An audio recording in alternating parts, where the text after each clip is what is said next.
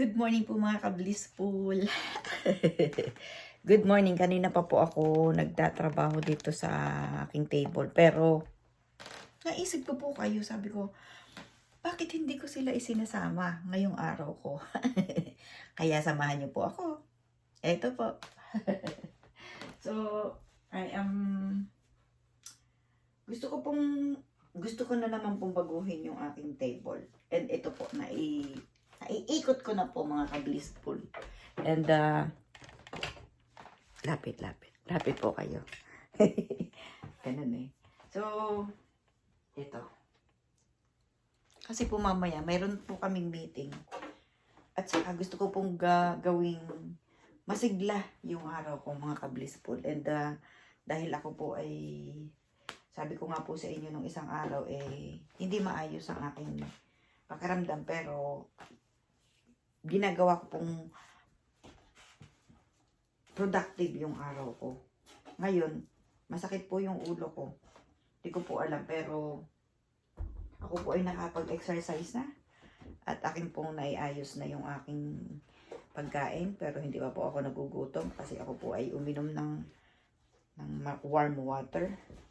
Possible mga 2 hours pa po ako magugutom, like that. And, yes, ayan. Kasi kailangan kong makita yung mukha ko. Mukha talaga. Makita yung aking...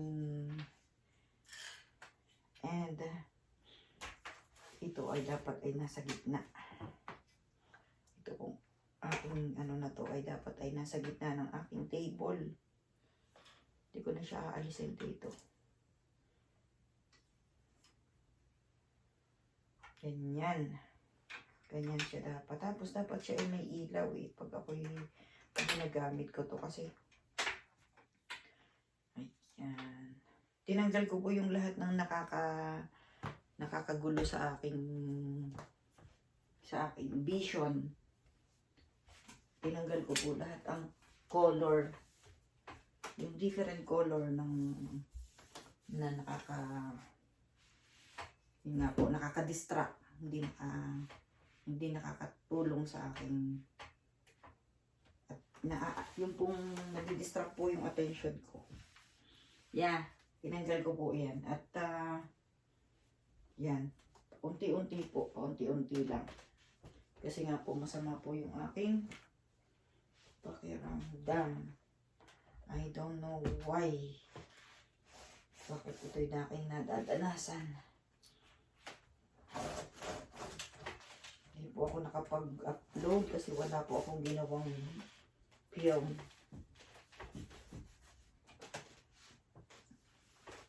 And nakatulog naman po ako ng maayos mga ka-blissful. That's it. So I will gonna put something here.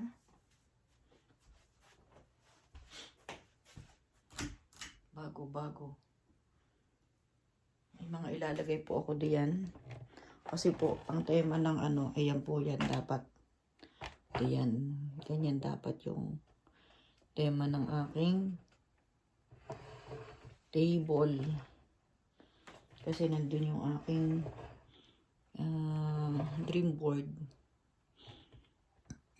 Yes, ganyan. Ganyan po sana. And para po yung aking gagawing pagluwas next week ay maging anuhin ng aking body.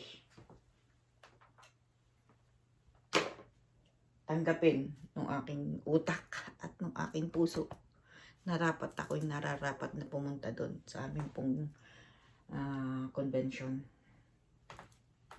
So, yun. Kailangan tanggalin yung mga bagay-bagay na hindi ko dapat makita along the process. Along the process. Okay. So, ayan, napakadami pong mga gamit-gamit na ano ba ito? Paano ko siya itatanggalin sa aking mata? I think kailangan ko siyang tanggalin dito. Put it inside. Ayoko po kasi maglagay sa ilalim ng kama ng mga gamit-gamit. Pero ito po ay mga project ko. Mga project. Tago muna natin ang project mo, Mrs. Opo, tanggalin ko po muna ito. Mga project na to na nakakagambala po sa aking mga paningin. Kailangan po siya hindi ko nakikita.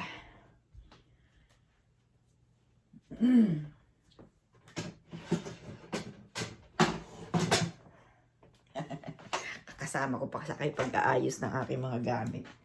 Talaga po ganun. Kasama ko kayo di ba? Kasama ko kayo, di po ba? Ayan, may kausap po ako. At naaayos ko po yung aking mga gamit. Ang may kasama. Kasama ko kayo, mga ka-blissful. What else? What else? English. Englishan tayo ngayon.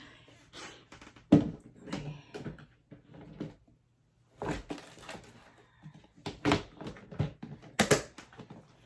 Very good, very good.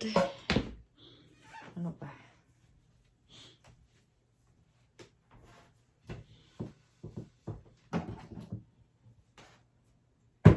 Kahit po yung aking bag, hindi ko po alam kung saan ko ilalagay. Ano po? Bakit ganun? Bakit ganun ang nangyari? Dapat siguro eliminate yung lahat ng gamit na hindi naman dapat nasa iyong harapan. Ano po ba? Kaya hindi mo kailangan itanggalin mo sa iyong sight, sa iyong paningin para maging clear. Clear po ba? Clear.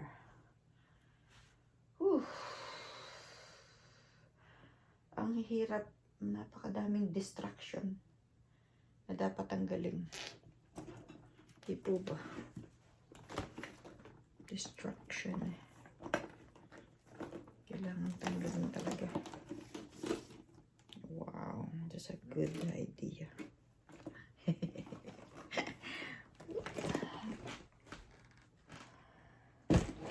And then, babay muna dito sa mga maliliit na bag. The next future. In the future, I mean. Not the next future. In the future, magagamit din yan. And then, ito. November na po tayo, mga ka-blissful. Napakabilis po ng panahon, di po ba? Grabe naman yan. Tapos na halos. Tapos na, oh my gosh. November 1 na. And yeah. Oh. It's November. Ilang araw na lang. 3 araw na lang po. Ito. November na. 3 araw na lang po dito. And yan po 2 araw na lang. November na uli. Wow. The greatest. The greatest. Di ko makita yung aking medicine for pain. Sakit po ng ulo ko. Bakit ba masakit ang ulo mo? Masakit talaga pong masakit, mga ka-blissful. What? Kailangan ko siyang magkalagay doon ng isang lagayan ng libro. Or what? Tanggalin ko na lang yun. Nakaka-distract talaga eh.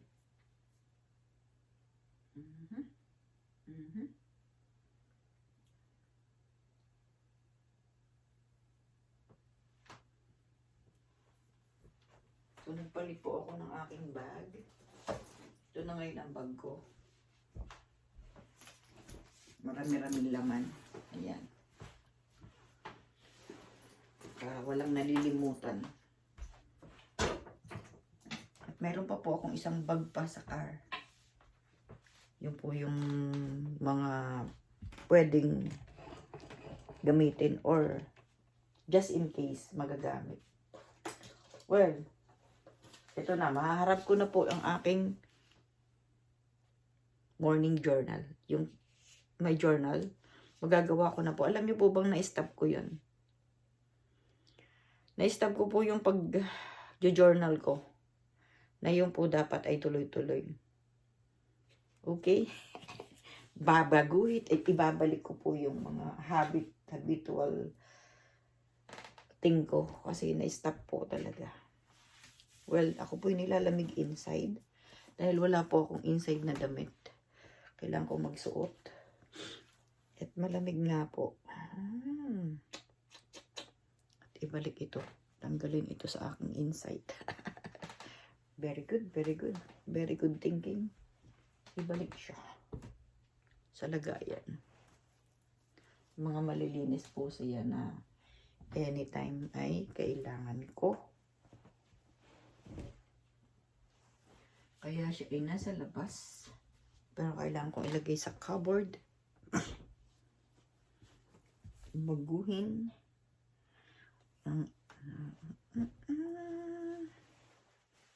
Kung kaya kong iwanan ka. Oh, iwan. Ewanan.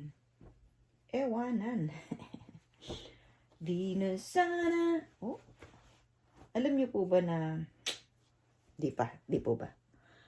Si Gary Valenciano po ay favorite ng ate ko. Hello, Ate Carol. Nung pong dalaga ako. Dalaga pa ako, sorry. Nanonood po kami ng concert ni Gary Valenciano sa Araneta Coliseum. I have a memory about that.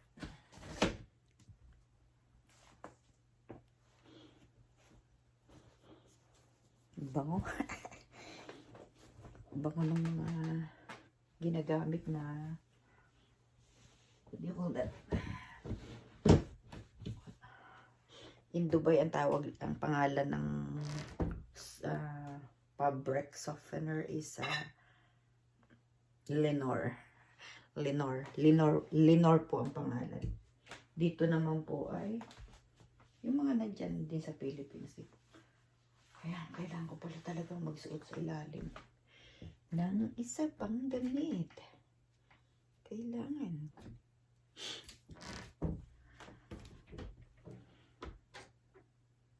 Grabe po yung naglabasan sa mukha ko. Is this a sign of stress? Hindi ko nga po ina-accept yung stress na yan eh. In my life. Pero, lumabas din po. Eh, wala na tayong magagawa. Wala na. Kailangan ko magsuot ng may lamig. May lamig po sa loob ng aking damit.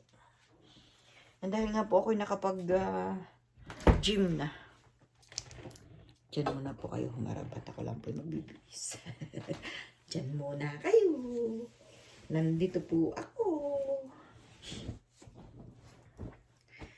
Hello, Annabelle. Hello, Precious. Hello po sa lahat ng aking mga ka-blissful.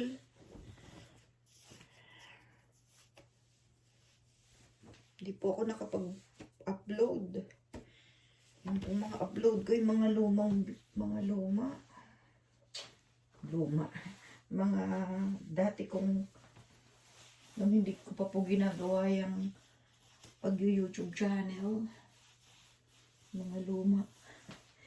Mga previous. Mamaya po ako lalabas. Maaga pa naman po ngayon. And alam niyo po ba na I am practicing early morning. Much early na bumangon. Kasi nagkakaroon po ako ng extra activities. And naalala ko yung ate kong panganay po namin kapatid na nung pong bata pa kami, sige ako na lang po, nung pong bata pa po ako, ang Siya po yung mas napakaagang gumigising. Ano ba yan? Nagagalit nga po ako noong kabataan ko kasi ang aga po niyang gumigising at mga alas 4, gising na siya.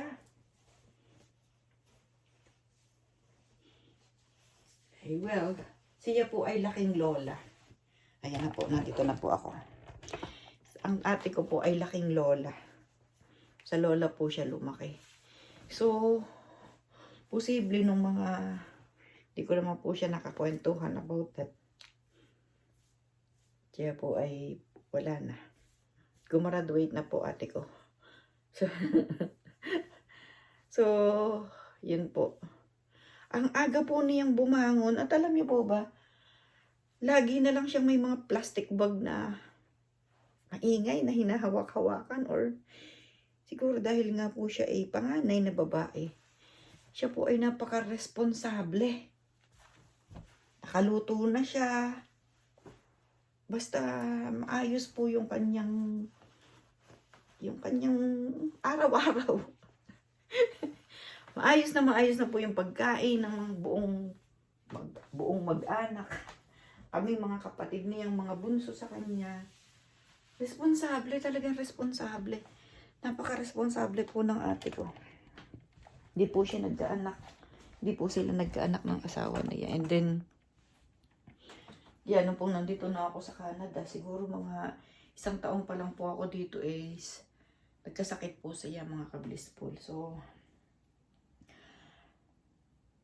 napakadami pong memory ng ate ko sa akin. And, malamang dun ko rin nakita yung ganito. Kilos ng kilos. Sabi nga po nung mga nakasama ko sa trabaho dito sa dentistry, dito po sa Canada, ako raw po yung may sariling mundo. Hindi ko alam kung anong ibig sabihin nun. Pero siguro po, hindi ko po kasi, pagka po problema, hinahanapan ko po siya ng solusyon. At hindi po ako tumitigil doon sa problema. I mean is, syempre, may solusyon yun. Kaya po siya ay problema. What I mean is, pag po ako inutusan, yung mga taong nagsabi sa akin noon, hindi po ako ng gossiping eh. Yung kunyari, may mga nagkukwentuhan sila about other people. Hindi po ako, wala po akong maiambag. Kumbaga, wala po akong maiambag doon sa pinag-uusapan nila kasi ang ano ko po ay sa huwag makisali doon sa pinag-uusapan na yun. Well, by the way, nung po ako'y nandiyan, yung last sa Philippines, last year, ko pong mag-stay diyan, 2016, 2017. Mayroon po akong mga naging, sabihin na nating barkada. Barkada po siya, to the sense na kami po ay ano bang tawag doon?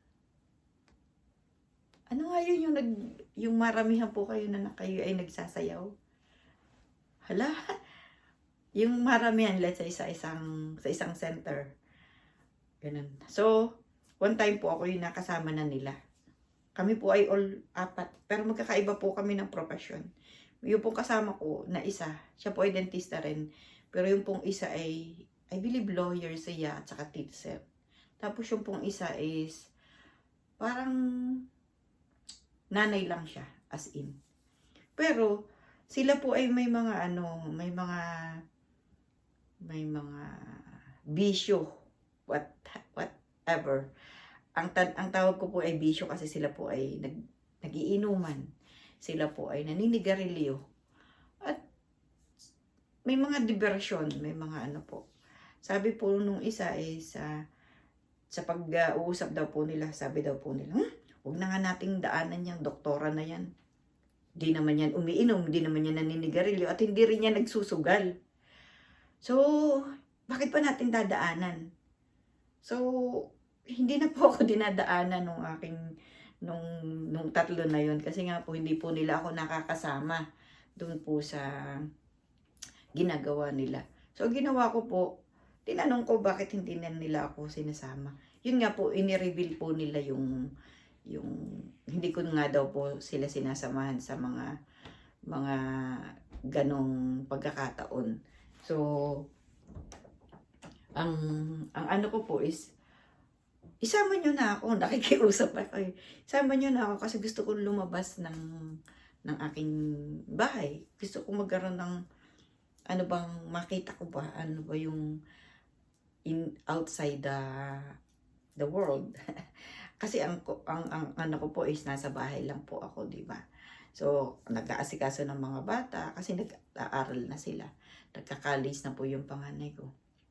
And then one time po, sige, dinaanan po nila ako at isinama po nila ako dun sa isang bahay sa apat. Kumbaga, nag-stay po kami dun sa bahay ng apat. And then, nag-inuman po sila, as nagsisigarilyo, and then nagsusugal. Ako po nandun sa isang corner at pinapanood ko lang po sila. Kasi sabi, anong panuntunan ko po sa buhay, hindi ninyo ako madadala sa hindi maganda, pero kayo ay madadala ko sa aking pinupuntahan. What I mean is, I believe nakasama siya dun sa matatawag po nating self-love. Kasi, I love myself. I love my body. Hindi po ako nagmamalinis, ano po, kinukwento ko lang po na ganun po yung tingin ko sa sarili ko. Kasi, ako nga po yung nagsusubo sa aking sarili, di po ba? Ako ang nagpapainom, kamay ko yung nagpapainom sa sarili ko.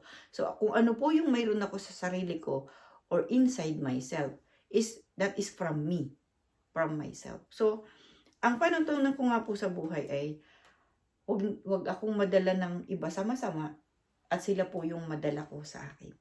Sa aking nilalakad, I mean.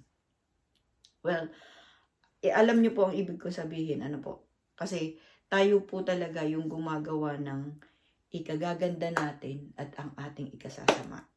Okay? Tama po ba, di po ba, mga ka-blissful? Yeah, comment po ninyo ako. Makipagkwentuhan po kayo sa akin. Ano po ba ang tama? Tama po ba itong ginagawa ko? And yeah, sa akin po tama ito. Kung sa iba po ay hindi.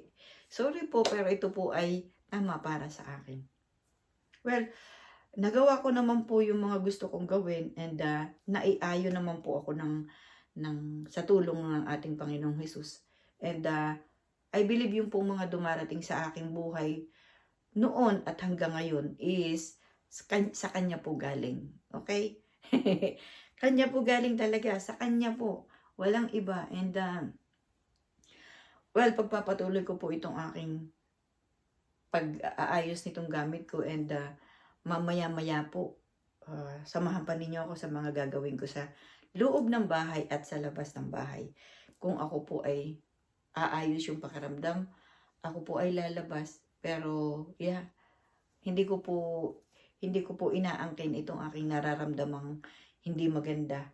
Kaya nga po ako ay gumising ng maayos, nagdasal, yung akin pong araw-araw na ginagawa ay akin na pong nagawa. And going forward, magsisit down po ako dito dahil nga po mayroon po akong kailangang ayusin dito sa aking part ng aking daily routine. Okay? And gaya po ng sinabi ko sa inyo noong pong mga nakaraang araw ay ako po ay inayos ko na po yung mga ginagawa ko na Christmas decor. Well, nakakita po ako ng isang kahon na regalo po sa akin way back 2 years ago na yung po ay para sa Halloween.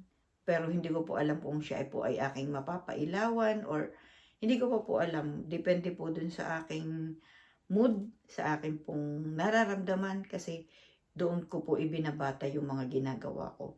Mas kinakausap ko po yung aking sarili kung kaya ko po bang gawin iyon. Hindi ko po, yes, pinipilit ko po maging masigla pero kung hindi ko po kaya talaga, ini-stop ko rin po. Okay? Maraming salamat po sa inyong lahat. And good morning mga anak. O kung sabi ko nga po, hindi po ako nanonood ng news bago po ako matulog kasi talaga pong affected po ako yung pong pagtulog ko kasi ayun, naiisip ko po yung diyan sa Philippines.